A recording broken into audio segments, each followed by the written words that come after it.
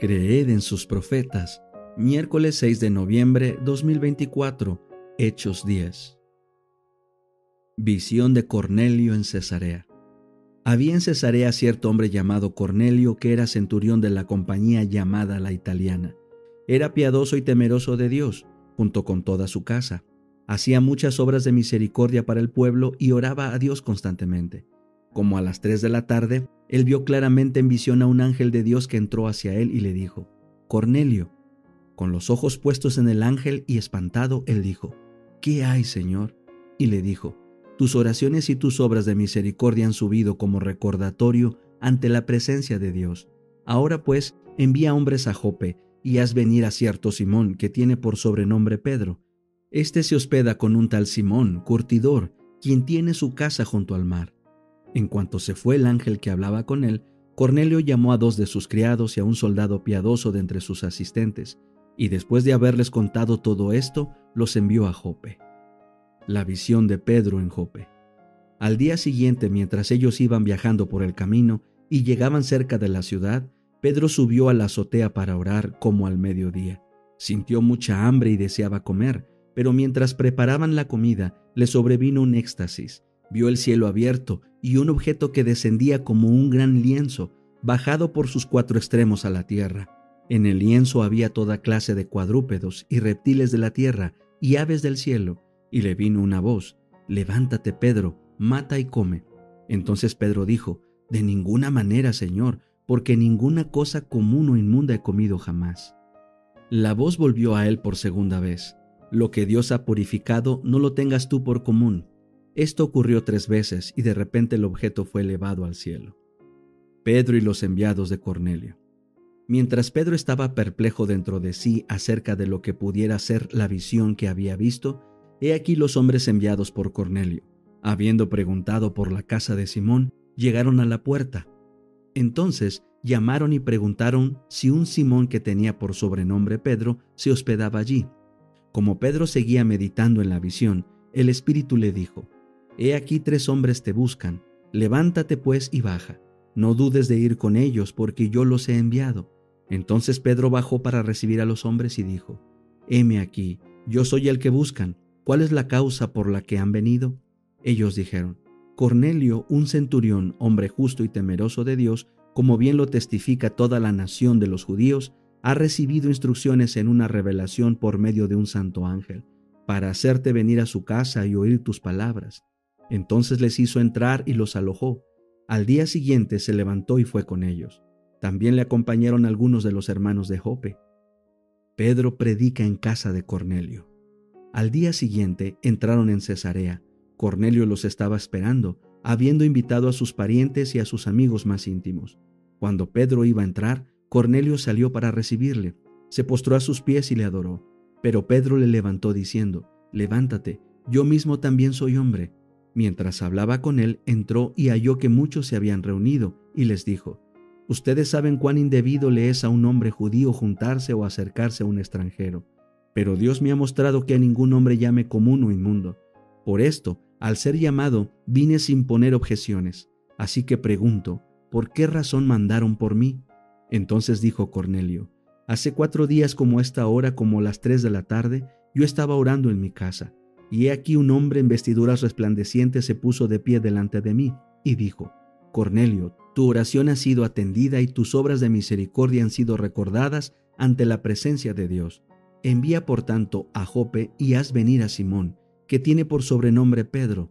Él está alojado en casa de Simón el curtidor, junto al mar.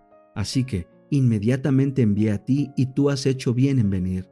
Ahora pues, todos nosotros estamos aquí en la presencia de Dios para oír todo lo que el Señor te ha mandado.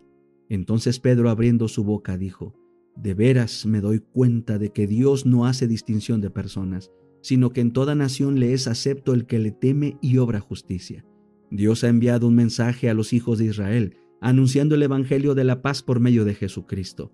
Él es el Señor de todos. Ustedes saben el mensaje que ha sido divulgado por toda Judea, comenzando desde Galilea, después del bautismo que predicó Juan. Me refiero a Jesús de Nazaret y a cómo Dios le ungió con el Espíritu Santo y con poder. Él anduvo haciendo el bien y sanando a todos los oprimidos por el diablo, porque Dios estaba con él. y nosotros somos testigos de todas las cosas que él hizo, tanto en la región de Judea como en Jerusalén. A él le mataron colgándole sobre un madero, pero Dios le levantó al tercer día e hizo que apareciera, no a todo el pueblo, sino a los testigos que Dios había escogido de antemano, a nosotros que comimos y bebimos con él después que resucitó de entre los muertos. Él nos ha mandado a predicar al pueblo y a testificar que él es el que Dios ha puesto como juez de los vivos y de los muertos. Todos los profetas dan testimonio de él y de que todo aquel que cree en él recibirá perdón de pecados por su nombre. Mientras Pedro todavía hablaba estas palabras, el Espíritu Santo cayó sobre todos los que oían la palabra, y los creyentes de la circuncisión que habían venido con Pedro quedaron asombrados, porque el don del Espíritu Santo fue derramado también sobre los gentiles, pues les oían hablar en lenguas y glorificar a Dios. Entonces Pedro respondió: ¿acaso puede alguno negar el agua para que no sean bautizados estos que han recibido el Espíritu Santo igual que nosotros? Y les mandó que fueran bautizados en el nombre de Jesucristo. Entonces le rogaron que se quedara por algunos días. El deseado de todas las gentes, capítulo 74, Getsemaní. Precisamente antes de dirigir sus pasos al huerto, Jesús había dicho a los discípulos: «Todos seréis escandalizados en mí esta noche».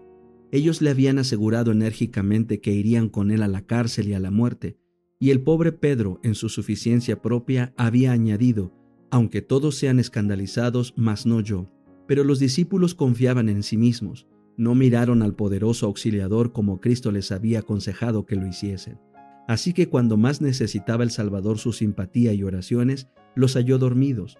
Pedro mismo estaba durmiendo. Y Juan, el amante discípulo que se había reclinado sobre el pecho de Jesús, dormía. Ciertamente el amor de Juan por su maestro debiera haberlo mantenido despierto. Sus fervientes oraciones debieran haberse mezclado con las de su amado Salvador en el momento de su suprema tristeza. El Redentor había pasado noches enteras orando por sus discípulos, para que su fe no faltase. Si Jesús hubiese dirigido a Santiago y a Juan la pregunta que les había dirigido una vez: ¿podéis beber el vaso que yo he de beber y ser bautizados del bautismo de que soy bautizado?, no se habrían atrevido a contestar: podemos. Los discípulos se despertaron al oír la voz de Jesús, pero casi no le conocieron. Tan cambiado por la angustia había quedado su rostro. Dirigiéndose a Pedro, Jesús dijo: «Simón, ¿duermes tú? ¿No has podido velar una sola hora? Velad y orad, para que no entréis en tentación. El espíritu, la verdad, está pronto, mas la carne es débil». La debilidad de sus discípulos despertó la simpatía de Jesús. Temió que no pudiesen soportar la prueba que iba a sobrevenirles en la hora de su entrega y muerte. No los reprendió, sino dijo: «Velad y orad para que no entréis en tentación». Aún en su gran agonía procuraba disculpar su debilidad. «El espíritu a la verdad está pronto», dijo, «mas la carne es débil». El Hijo de Dios volvió a quedar presa de agonía sobrehumana, y tambaleándose volvió agotado al lugar de su primera lucha. Su sufrimiento era aún mayor que antes. Al apoderarse de él la agonía del alma, fue su sudor como grandes gotas de sangre que caían hasta la tierra. Los cipreses y las palmeras eran los testigos silenciosos de su angustia. De su follaje caía un pesado rocío sobre su cuerpo postrado, como si la naturaleza llorase sobre su autor que luchaba a solas con las potestades de las tinieblas.